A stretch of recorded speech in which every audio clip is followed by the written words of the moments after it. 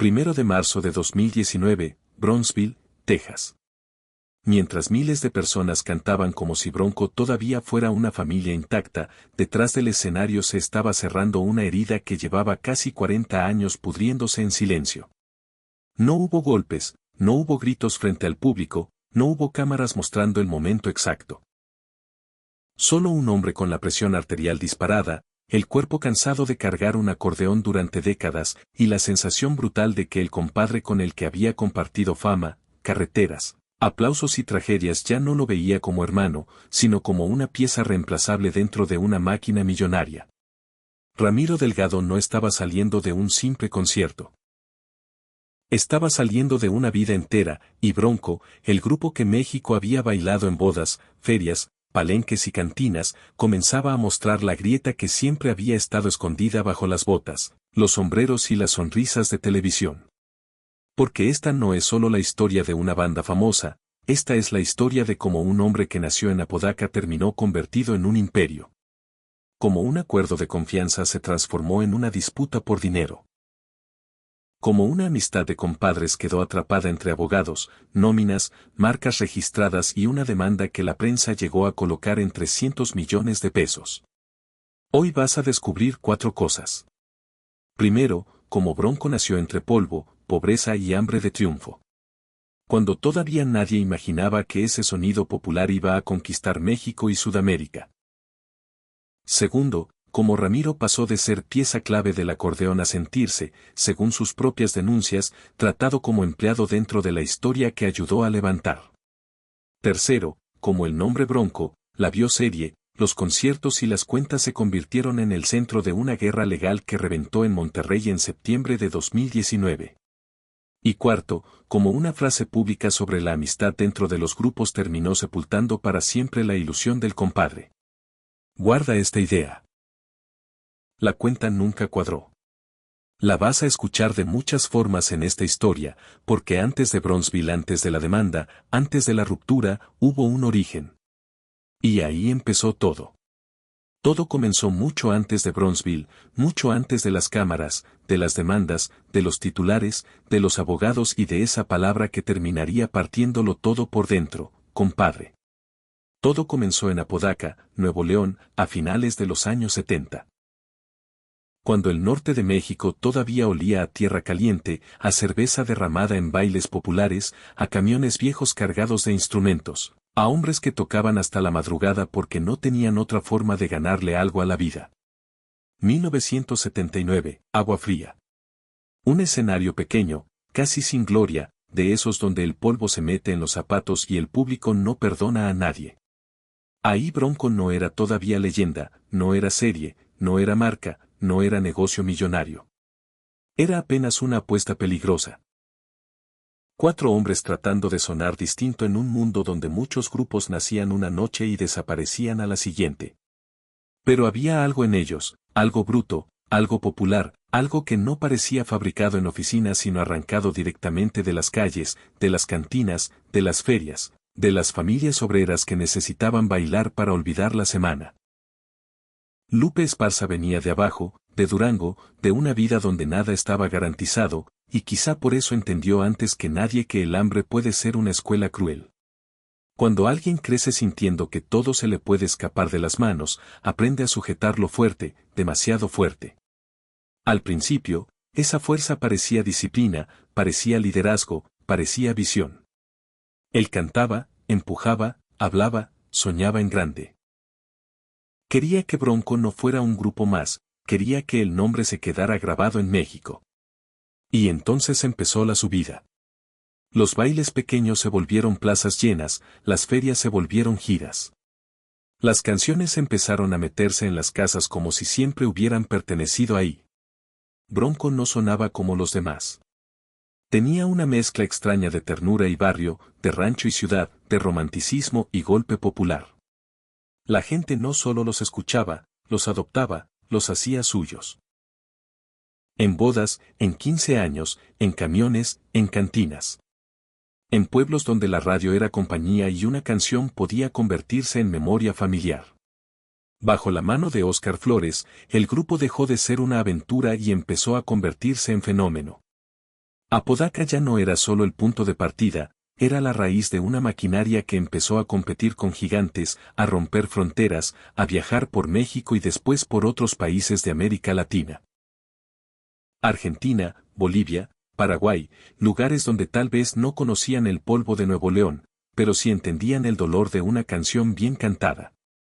Pero escucha bien esto, porque aquí empieza la grieta. Mientras el público veía botas, sonrisas, cabello largo, bigotes y camaradería, detrás de la imagen familiar empezaba a formarse otra cosa. Bronco ya no era solo música, era dinero, era contratos, era discos, era películas, era televisión, era mercancía. Era un nombre que podía vender millones. Y cuando un nombre empieza a valer millones, la amistad deja de ser suficiente. Ramiro Delgado llegó a ese mundo con su acordeón y con una condición que, según su versión, marcaba la diferencia entre ser empleado y ser socio. No llegó como sombra, no llegó como relleno. Su instrumento se volvió una parte esencial del sonido Bronco, una columna invisible que sostenía muchas de esas canciones que después la gente cantaría sin preguntarse quién había puesto el alma detrás de cada acorde. Ramiro compró una entrada a esa historia, no solo con dinero, con noches sin dormir, con carretera, con sudor. Con cansancio, con años enteros pegado a un escenario. Y durante mucho tiempo, todo pareció funcionar. Los hombres se llamaban compadres, compartían aplausos, compartían viajes, compartían esa clase de gloria que confunde a cualquiera, porque cuando miles de personas gritan tu nombre, uno puede creer que nada se va a romper jamás. Pero sí se rompe. Se rompe despacio. Primero en silencio. Después en papeles. Después en cuentas que no explican lo que deberían explicar. La cuenta nunca cuadró. Y aunque en aquellos años dorados nadie quería verlo, la semilla ya estaba sembrada. Porque Bronco estaba dejando de ser una hermandad nacida en el polvo para convertirse en un imperio. Y en los imperios, tarde o temprano, alguien decide quién manda, quién cobra, quién obedece y quién queda fuera de la fotografía. Pero cuando Bronco empezó a valer más que una canción, el verdadero campo de batalla dejó de ser el escenario. Ya no estaba en las ferias, ni en los palenques, ni en esas madrugadas donde el público pedía otra y otra hasta que la voz se rompía. El verdadero campo de batalla empezó a esconderse en otro lugar. En oficinas, en papeles, en registros, en nombres escritos con tinta fría. En documentos que la gente común nunca ve, pero que pueden decidir quién se queda con una historia entera. Piensa en eso un momento. Un grupo puede nacer con hambre, con amistad, con promesas hechas en carretera, con manos apretadas después de un concierto difícil. Pero cuando ese grupo se convierte en marca, la palabra hermano empieza a pesar menos que una firma. Y ahí, según la versión que rodea la disputa de Ramiro Delgado, comenzó la herida más profunda de Bronco. No con una pelea pública, no con una traición gritada frente a todos, sino con una transformación silenciosa de familia musical a estructura de poder. Ramiro creía que su lugar estaba asegurado. Había llegado con el acordeón, con trabajo, con años de escenario, con una participación que, según su propia postura, no era la de un simple acompañante. En la memoria del público, su sonido estaba unido a Bronco como la tierra al norte. Ese acordeón no era adorno, era pulso, era identidad. Era una parte de la maquinaria emocional que hizo que millones de personas reconocieran al grupo desde los primeros segundos de una canción. Pero aquí viene lo que casi nadie mira cuando escucha un éxito en la radio.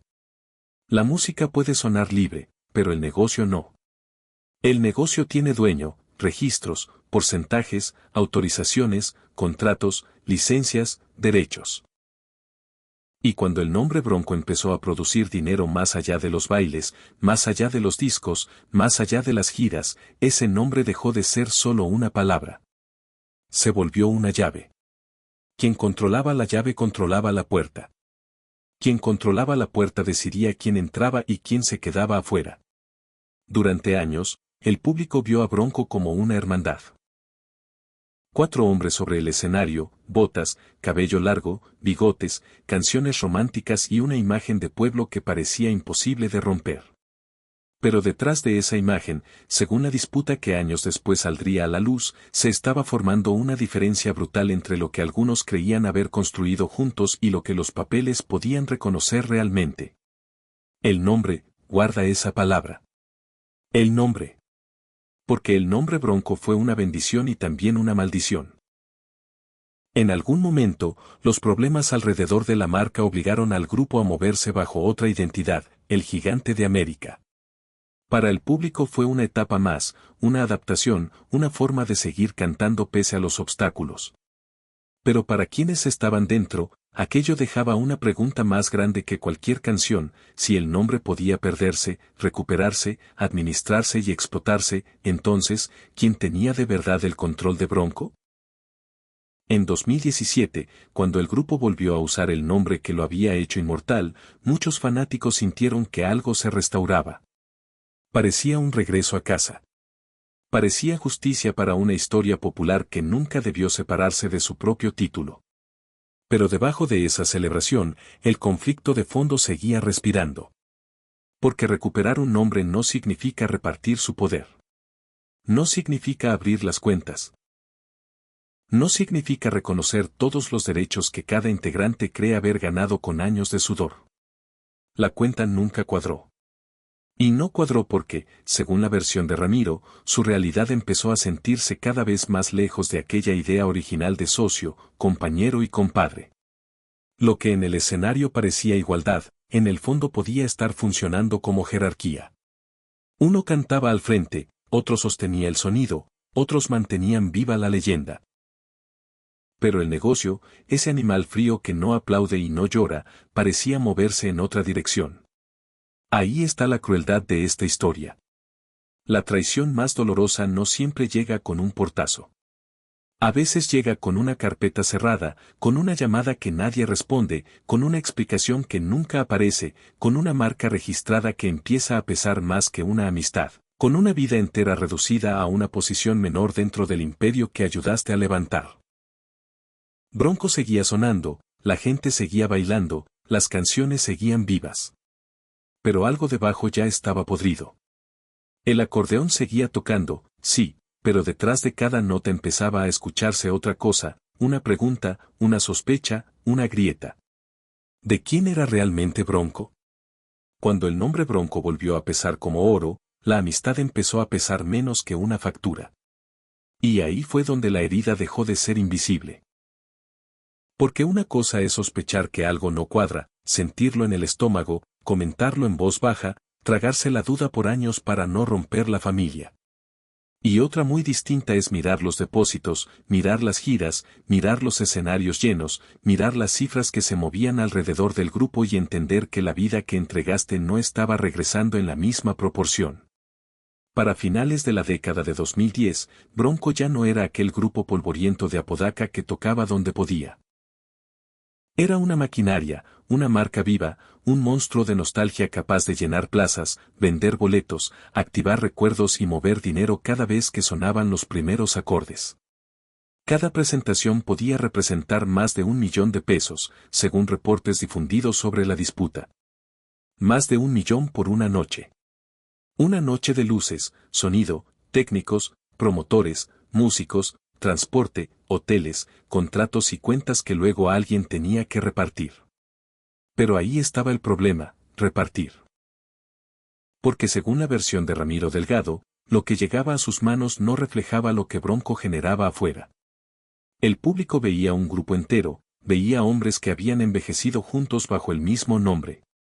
Veía una leyenda compartida. Pero Ramiro empezó a sentir que dentro de esa leyenda su lugar se estaba achicando, como si el tiempo no hubiera contado, como si el acordeón que sostuvo tantas canciones pudiera reducirse a una cantidad fija, fría, cerrada, sin memoria. Piensa en eso un momento. 40 años de carretera, 40 años de cansancio, 40 años cargando un instrumento sobre el cuerpo, repitiendo canciones hasta que el brazo doliera, hasta que la espalda reclamara, hasta que la madrugada se volviera rutina. Y de pronto, al mirar la estructura económica, sentir que ya no era socio de una historia, sino un nombre más dentro de una nómina. Eso no rompe solo el bolsillo, rompe la dignidad. La cuenta nunca cuadró, y no cuadraba porque el negocio de Bronco ya no se limitaba al escenario. Estaban los conciertos, estaban los discos, estaban las regalías, estaban los derechos de imagen, estaban los proyectos derivados, estaba la serie biográfica que en 2019 volvió a poner la historia del grupo frente a millones de ojos, convirtiéndolas en cicatrices privadas en producto televisivo. Cada recuerdo podía explotarse. Cada época podía venderse. Cada dolor podía convertirse en contenido. Pero según las quejas que después salieron a la luz, no todos los que habían construido esa memoria sentían que estaban siendo reconocidos en la misma medida. Ahí aparece la parte más amarga de este pacto. No fue solo el dinero, fue la sensación de que las puertas se cerraban cuando Ramiro pedía claridad. Según reportes, cuando intentó revisar cuentas, cuando quiso entender los movimientos, cuando buscó respuestas a través de especialistas, encontró silencio, distancia, evasivas. No una explicación limpia, no una mesa abierta, no una conversación entre hombres que habían compartido media vida. Un muro. Y los muros también hablan. Hablan cuando una llamada no se responde. Hablan cuando una cuenta no se explica. Hablan cuando una petición de auditoría se vuelve una molestia. Hablan cuando alguien que se creyó compañero empieza a ser tratado como problema. Porque en ese punto, el conflicto ya no era un malentendido entre músicos.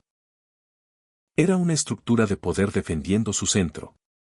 Lupe, por su parte, mantuvo una versión distinta ante la prensa. Negó acusaciones, defendió su postura, insistió en que la historia de Bronco no podía reducirse a la inconformidad de un solo integrante. Pero el daño ya estaba hecho, porque cuando una hermandad llega al punto en que necesita contadores, abogados y declaraciones públicas para explicarse, esa hermandad ya no está viva. Solo queda su cadáver decorado con luces de escenario. Y mientras el público seguía cantando canciones de amor, detrás del telón se acumulaba una violencia más silenciosa.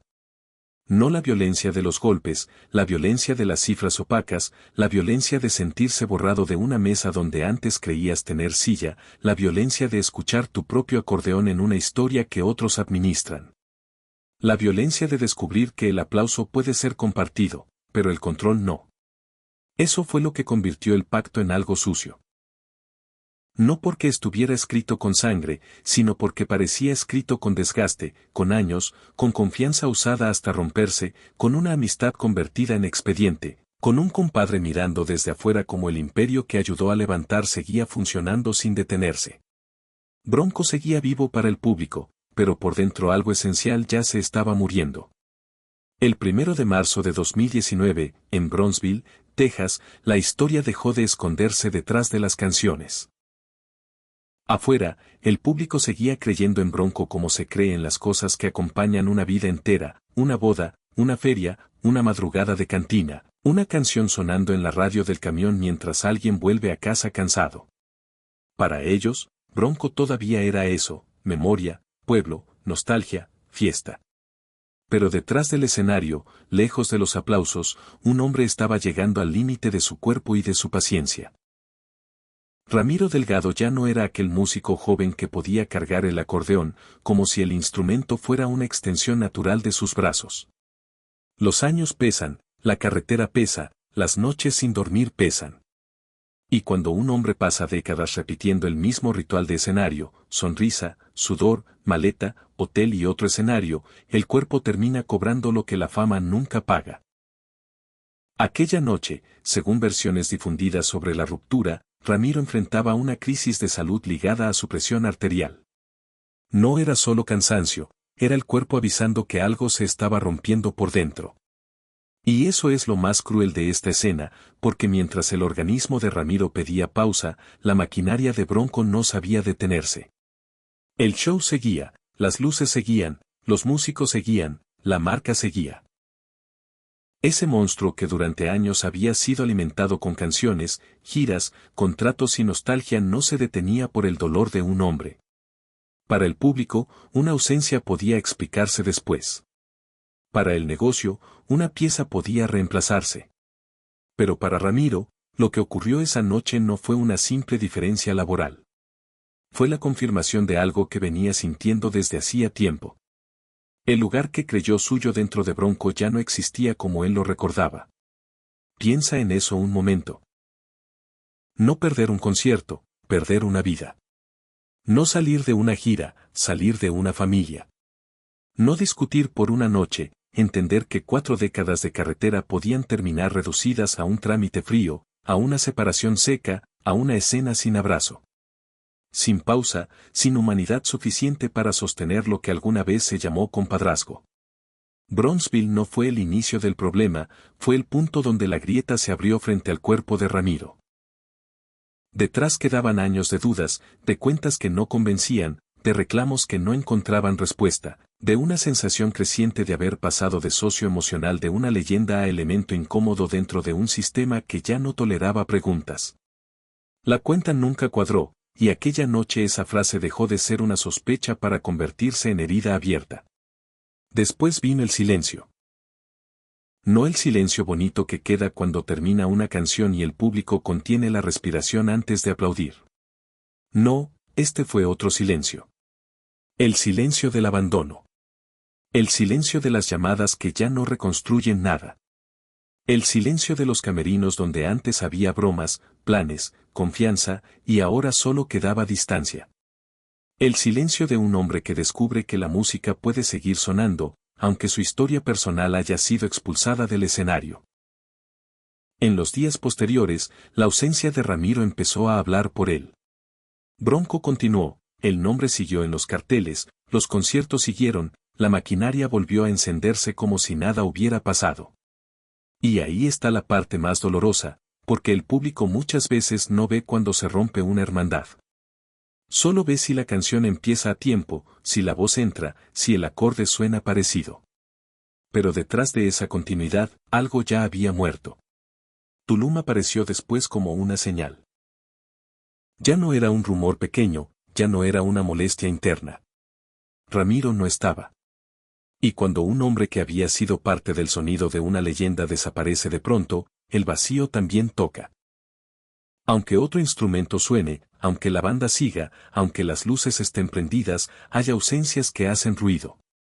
Aquella ruptura no fue un portazo cualquiera, fue una mutilación emocional, una historia de compadres convertida en expediente, una vida de escenario transformada en disputa, un acordeón separado del nombre que ayudó a levantar. Y desde ese momento, Bronco ya no pudo volver a ser únicamente una canción popular, se convirtió también en una pregunta incómoda. ¿Cuánto vale la lealtad cuando el negocio ya decidió seguir sin ti? Cuando Bronzeville se apagó, ya no quedaba mucho que salvar con palabras bonitas. La música podía seguir, el público podía seguir comprando boletos, el nombre Bronco podía seguir brillando en marquesinas, entrevistas y programas de televisión. Pero entre Ramiro Delgado y Lupe Esparza, según las versiones que salieron después, ya no quedaba una conversación pendiente, quedaba algo más frío, más pesado, más peligroso, papeles. Porque cuando un compadre deja de escuchar, el siguiente idioma ya no es el de la amistad, es el de los abogados. Y eso fue exactamente lo que convirtió una herida privada en una guerra pública el 20 de septiembre de 2019 en Monterrey. Ramiro apareció frente a la prensa acompañado por el abogado Javier Navarro. No era una escena musical. No había acordeón, no había luces de concierto, no había gritos de fanáticos pidiendo otra canción. Había cámaras, micrófonos, carpetas, rostros serios y una cifra capaz de hacer temblar cualquier escenario, 300 millones de pesos.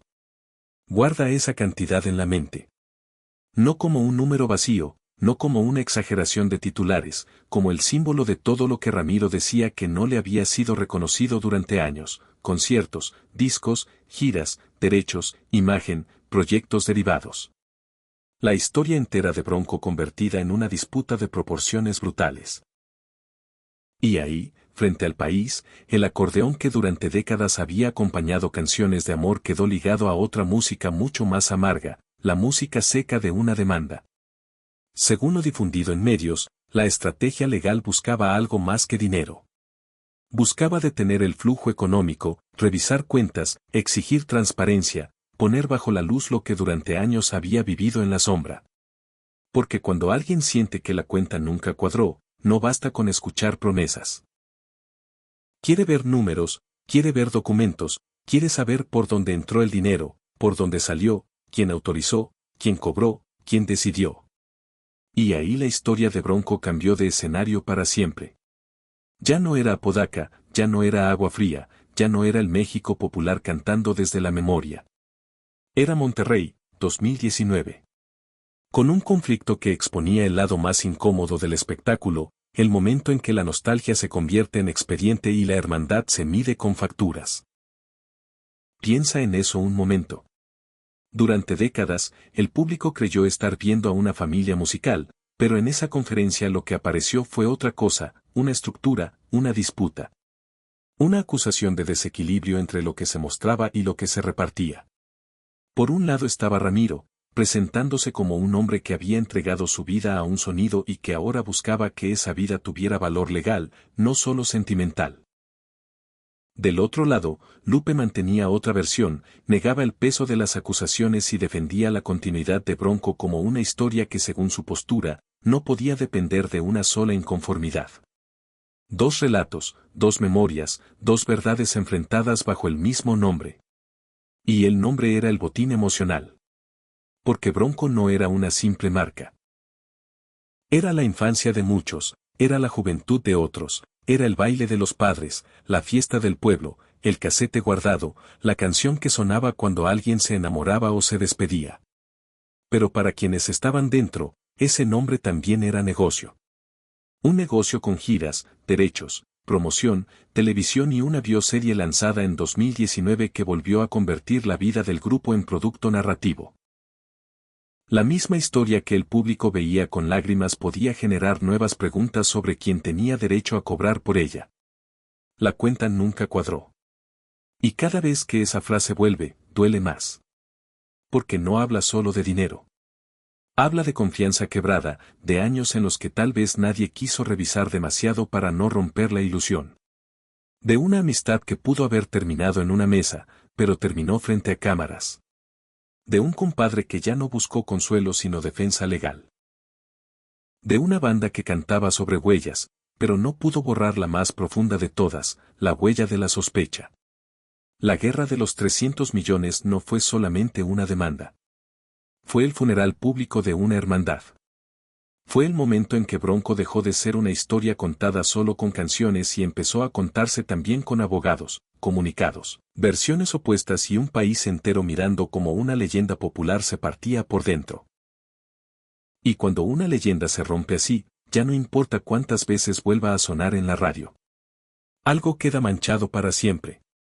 Después de los 300 millones, ya no quedaba lugar para fingir que todo era un malentendido. La herida había salido del camerino, había cruzado los pasillos de la prensa, había llegado a los abogados, a las cámaras, a las mesas donde ya no se habla con cariño, sino con expedientes. Y cuando una amistad llega a ese punto, aunque después alguien sonríe en televisión, aunque suene una canción vieja, aunque el público aplauda de pie, algo ya está muerto. Lo más duro no fue la demanda. Lo más duro fue la filosofía que quedó flotando después. Esa idea fría, brutal, repetida en medio del conflicto, de que dentro de los grupos no siempre existe la amistad que el público imagina. Piensa en eso un momento. Durante años, millones de personas habían mirado a Bronco como una familia, no como una empresa, no como una estructura de poder. Una familia. Hombres que venían de abajo, que habían dormido en carretera, que habían compartido sudor, hambre, escenarios pequeños, triunfos enormes, tragedias, aplausos y silencios. Pero la industria no perdona la inocencia. La industria convierte la emoción en producto. Convierte el recuerdo en gira. Convierte la nostalgia en boleto vendido. Convierte una canción que nació del pueblo en una marca que debe administrarse, protegerse, explotarse. Y cuando eso ocurre, el compañero que antes era hermano puede empezar a verse como riesgo. Como reclamo, como problema, como pieza cansada dentro de una maquinaria que quiere seguir girando aunque alguien quede tirado al costado. Ramiro Delgado descubrió esa verdad demasiado tarde. No cuando era joven, no cuando el acordeón todavía parecía liviano, no cuando el grupo subía como cohete por México y Sudamérica. La descubrió después de entregar décadas, después de que el cuerpo empezara a pasar factura. Después de que la presión, el dolor del brazo, el cansancio y las dudas económicas se mezclaran en una sola sensación amarga. Salir de Bronco no era salir de un trabajo, era salir de una identidad. Porque Ramiro no solo tocaba en Bronco. Ramiro era parte del sonido que el público reconocía sin pensar. Su acordeón estaba metido en la memoria de la gente como una voz más, y eso es lo cruel. Hay aportes que no caben en una nómina. Hay años que no se pueden medir con un depósito. Hay lealtades que no sobreviven cuando alguien decide que el negocio pesa más que el compadre. Del otro lado, Lupe siguió de pie bajo el nombre Bronco. El escenario no se apagó. Las luces no dejaron de encenderse. El público siguió cantando. El aparato siguió funcionando, y ahí está la imagen más dolorosa de esta historia. Un hombre continúa sosteniendo el nombre desde el centro de la escena, mientras otro queda fuera, mirando cómo la historia que ayudó a levantar sigue caminando sin él. La cuenta nunca cuadró. Y en este punto, esa frase ya no habla solo de dinero, habla de vida, de tiempo, de cariño, de respeto, de todas esas cosas que un juez puede escuchar pero no siempre puede reparar. Una demanda puede exigir documentos, puede pedir números, puede revisar contratos, pero no puede devolver una madrugada de carretera, no puede reconstruir una confianza rota, no puede poner de nuevo en su sitio una palabra tan mexicana, tan íntima, tan cargada de promesa como compadre. Bronco quedó marcado por esa ruptura, no porque sus canciones dejaran de sonar. Al contrario, siguieron sonando, y quizá por eso duele más, porque a veces las canciones sobreviven mejor que los hombres que las hicieron posibles. La gente baila, recuerda, canta, sonríe, pero detrás de cada acorde queda una sombra, la sombra de una amistad que no resistió el dinero. La sombra de una marca que devoró a su propia familia. Y cuando una hermandad muere así, no hace ruido de explosión. Hace ruido de acordeón, apagándose lentamente. Después de todo, lo que queda de Bronco no se puede medir solo en discos vendidos, ni en plazas llenas, ni en canciones que siguen sonando cuando la madrugada se pone triste. Lo que queda es una pregunta mucho más incómoda: ¿de qué sirve conquistar al público si en el camino se rompe la mano de quien ayudó a levantar el escenario? Más de 40 años, una vida entera. Carreteras, ferias, palenques, hoteles, camerinos, aplausos que parecían eternos y noches donde el cansancio era tan grande que el cuerpo apenas obedecía.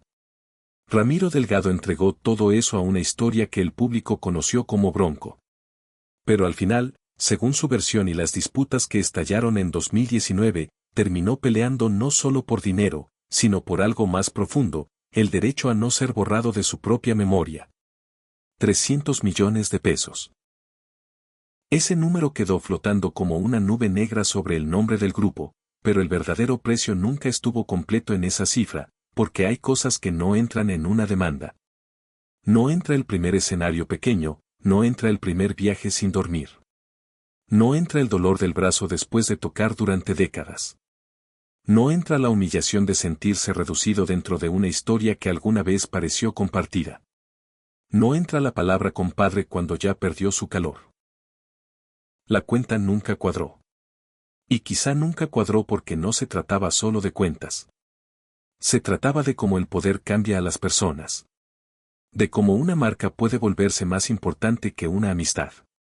De cómo la industria del espectáculo toma una historia nacida del pueblo y la convierte en una máquina que no se detiene ni siquiera cuando uno de los suyos queda fuera. Bronco siguió, las luces siguieron, el público siguió cantando, pero hay canciones que suenan distinto cuando uno conoce la herida que dejaron detrás. Ramiro, sin embargo, no se quedó solamente en el papel de hombre expulsado de su pasado. En 2021 tomó una ruta inesperada.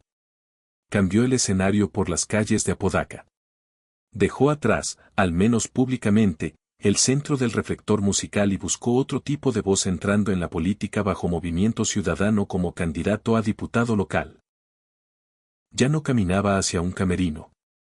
Caminaba por colonias donde la gente hablaba de drenaje, inseguridad, falta de luz, abandono. Problemas menos brillantes que un concierto, pero mucho más reales para quienes viven ahí todos los días.